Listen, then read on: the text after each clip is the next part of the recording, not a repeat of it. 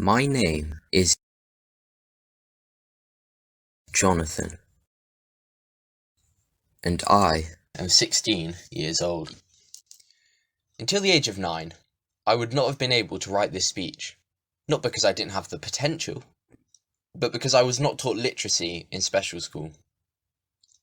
Being non-verbal, this is the level of expectation we too often receive, that due to our complex physical needs, we're incapable of learning to read and write. The Green Paper talks of all children reaching their potential, but doesn't explain how, or who will determine what that potential is. Tragically, many non-verbal children have the same experience I had of being given a sensory curriculum devoid of the written word.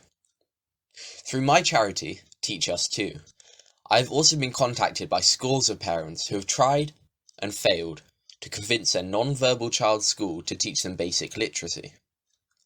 These are parents asking schools to teach their children a basic human right which is not being met. Some of these parents are removing their children from special school so they can be taught at home. I was one such child. So much for co-production. There is a very long way to go. Why does this Green Paper talk about the need for excellent teaching and high standards of curriculum in every mainstream school? Why exclude special schools from this statement? There's a very great need for aspirational teaching in special schools. Rather than advice for the deployment of TAs, there is also a need for them to receive training in how to best educationally support pupils with SEND, rather than just caring for them. With my charity, I address trainee teachers, and I'm shocked to find that in most universities, SEND is covered in just a few days of their course. Training teachers and TAs in excellent aspirational teaching for all pupils, mainstream and special, will have a positive impact on the ability of SEND pupils to reach their potential. In the Green Paper, there is a welcome emphasis on the need for better early years support in identifying needs.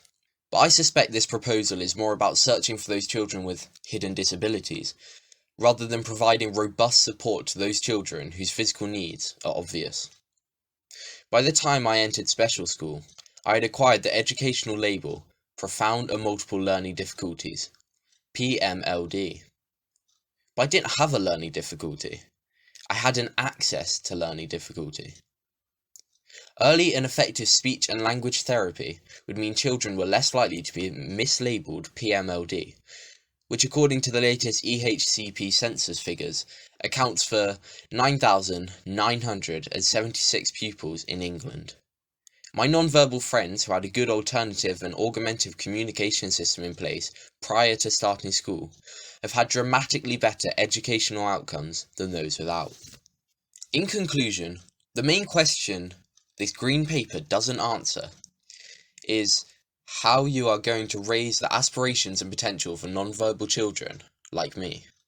I've come today as a voice for the voiceless, and I implore you to use your influential voices to enable more children and young people to be given theirs.